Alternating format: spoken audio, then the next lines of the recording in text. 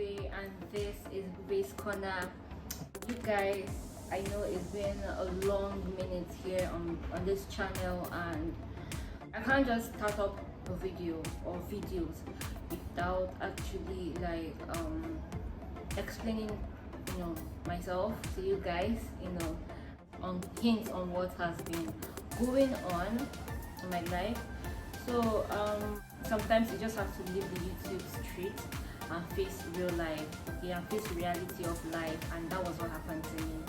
I was in my final year, and as most of you know, I work in a bank, so trying to measure up work and school together was such a big deal for me.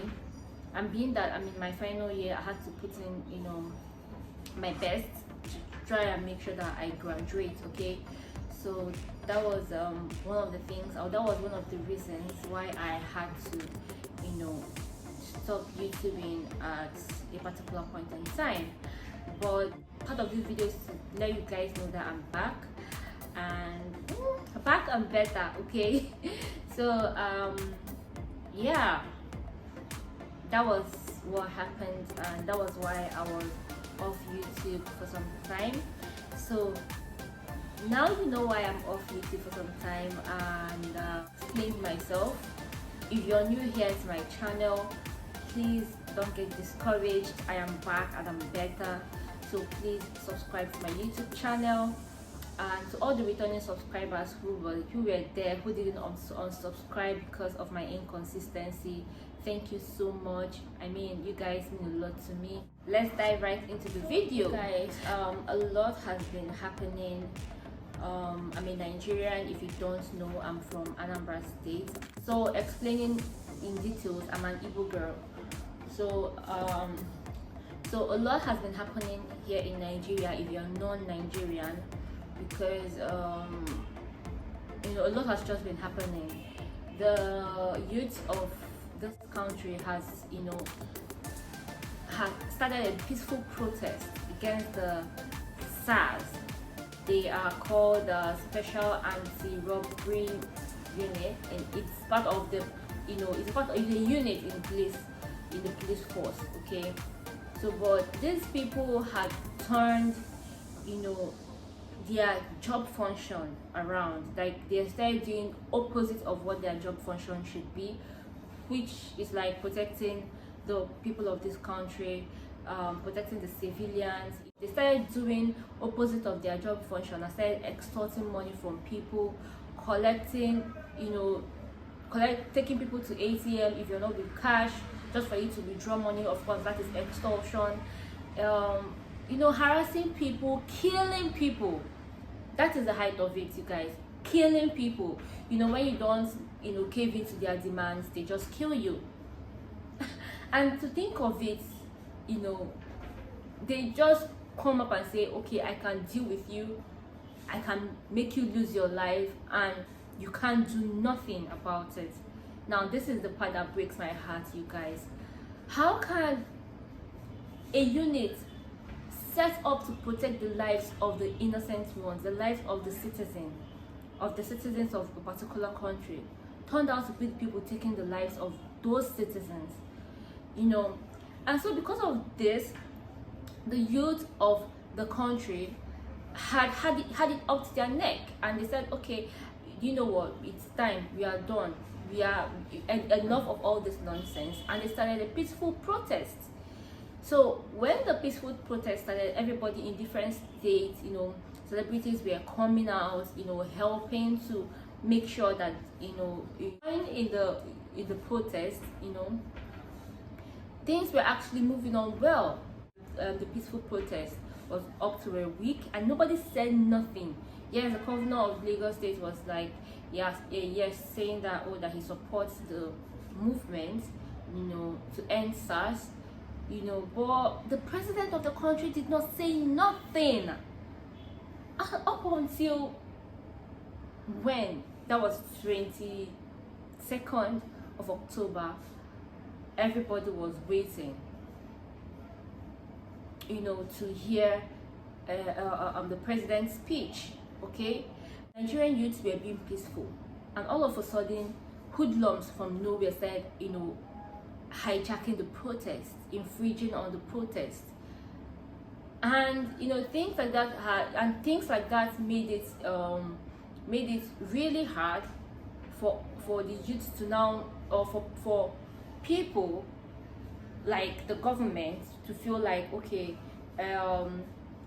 since the hoodlums has hijacked the protest, let there be curfew. It just breaks my heart as how our peaceful protests had turned into, or they're trying to turn it into something to be made mockery of.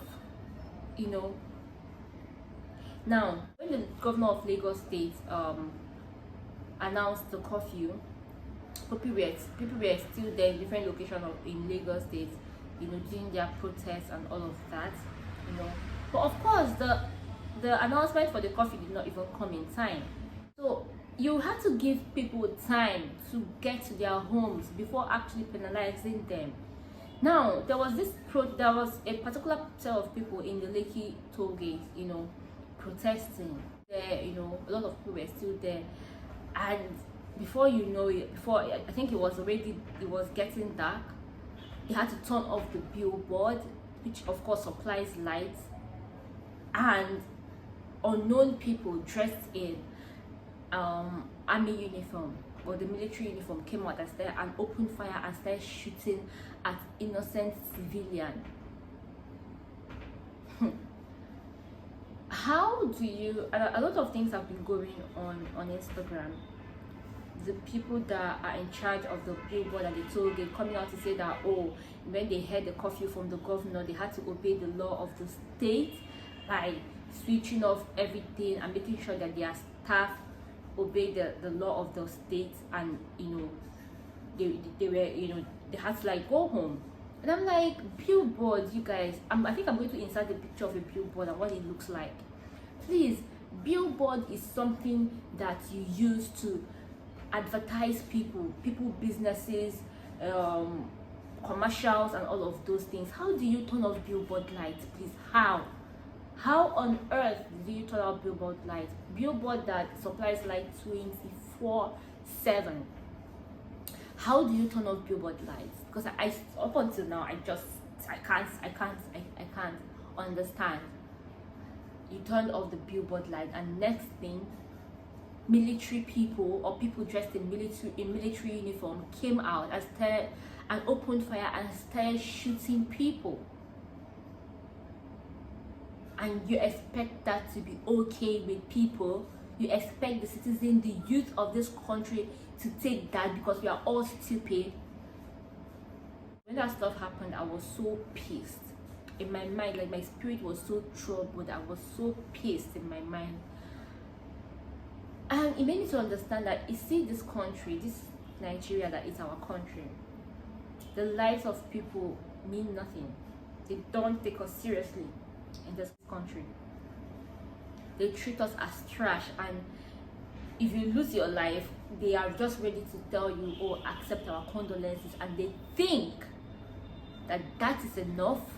They think that you coming out, they coming out to say, accept our deepest condolence, or sympathizing with people that lost a life due to their poor leadership is okay. Now, when that stuff, then that Lekki massacre happened, you guys, people went Brazil, people went crazy.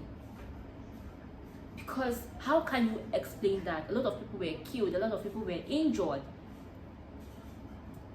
And mind you, in all these protests, the president of the country was yet to make a speech.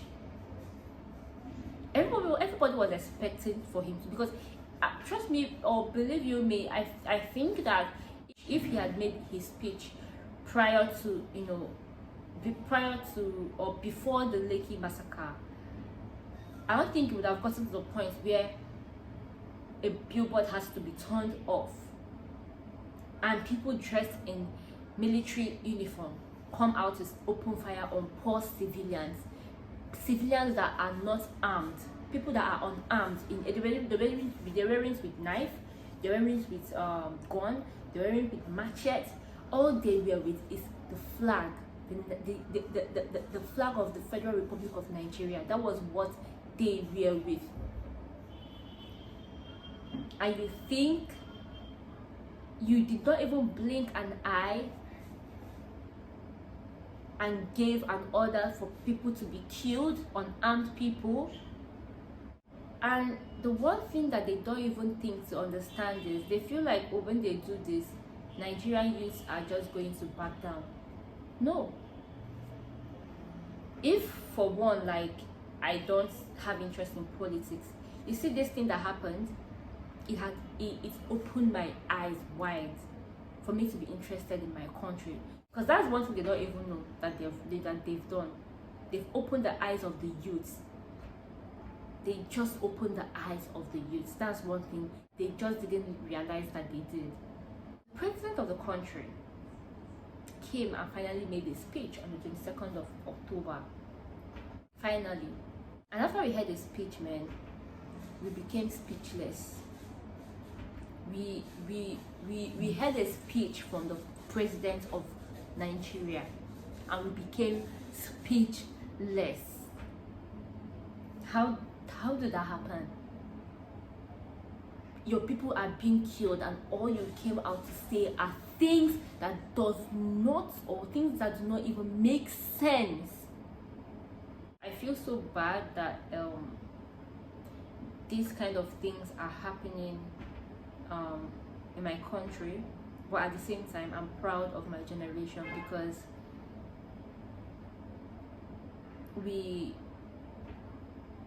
I for one think that we are the change. Youth should go back and re-strategize on how to make Nigeria a better place and a better country, because right now nothing is being done. We should not forget, the only time that we can actually make a change is during the election. I just hope the youth of Nigeria do not forget what happened on the 20th of October 2020 in Lahore, the Black Tuesday. I really hope that they don't forget it come 2023. This is a very sad video, but it's just one video that I really had to make. So guys, with this